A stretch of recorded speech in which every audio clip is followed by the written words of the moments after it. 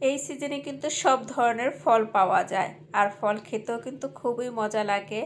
আম, কাঁঠাল, লিচু, জাম, জামরুলা, আতাফল যাই বলেন না কেন সবই পাওয়া যায়। তবে এখনকার সিজনে যে আমগুলো পাওয়া যায় এগুলো খাবেন না, কিছুদিন পরে যখন বের হবে তখন খাবেন, কারণ এগুলোতে প্রচুর পরিমাণে মেডিসিন দিয়ে তারপর আমগুলোকে পাকানো হয়। আর লিচুর সিজন খুবই অল্প সময় থাকে। লিচু যাদের অ্যালার্জি প্রচুর পরিমাণ আছে তারা একটু পরিমাণে কম খাবেন।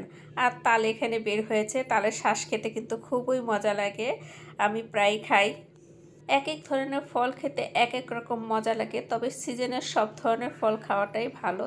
খেয়ে দেখতে হয়, বাচ্চাদের খাবেন, আপনারা খাবেন, এটা শরীরের জন্য অনেক উপকার এবং খেলে বুঝতে পারবেন কোন ধরনের ফলে কোন রকমের স্বাদ আছে সেটাও লাগে।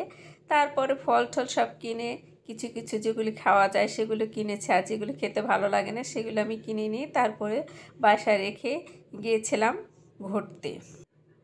দুই ছেলেকে আনার জন্য গিয়েছিলাম, আর সাথে জোড়া নিল আমার ছোট্ট ছেলেটা। আমি যাব, আর কি করা, তাকে নিয়ে যাচ্ছিলাম। সামনে একটা মোটর সাইকেল পেয়েছিলাম, সেখানে তাকে বসিয়ে দিলাম। সে বসার পর খুবই খুশি হচ্ছে, কারণ আমার ছেলেদের ছুটি হতে আরও 10-15 মিনিট সময় লাগবে। এই ফাঁকে তাকে বসে আমি তাকে অনেক কথা বলছি আর খেলা করছি, আর সেও খুব আনন্দ উপভোগ করছে। তবে তার কাছে গাড়ি, ফুটবল এই ধরনের খেলা খুবই পছন্দ। এখন আধো আধো ভাষায় কথা শিখেছে, খুবই ভালো লাগে তার কথাগুলো এখন শুনতে। যখন স্কুলের ড্রেস পরে প্রতিটা ছাত্র বের হয় তখন সে তাদের চেহারার দিকে তাকিয়ে থাকে।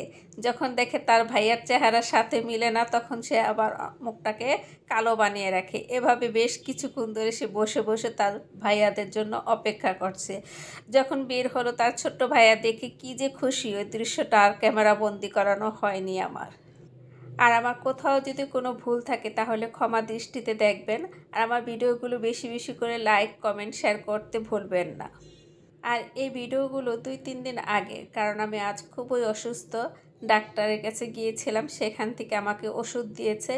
ওষুধ খেলে সারা দিনই ঘুম আসে, তাই অনেকে লাইক, কমেন্ট কিছুই করতে পারছি না, সেজন্য আমি আন্তরিকভাবে দুঃখিত।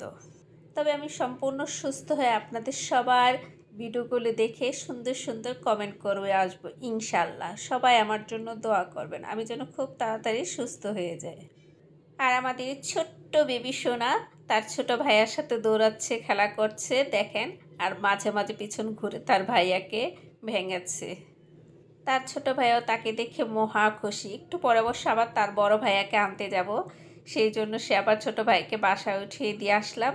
তারপরে তার বড় ভাইয়াকে আনতে যাচ্ছি, তাও দেখে খুব খুশি এবং ছোট ভাইকে হাত নাড়িয়ে বিদায় দিল। এবার নিয়ে আসছি তার বড় ভাইকে। আল্লাহ হাফেজ, ভালো থেকেন আমার প্রাণপ্রিয় ভাই ও বোনেরা।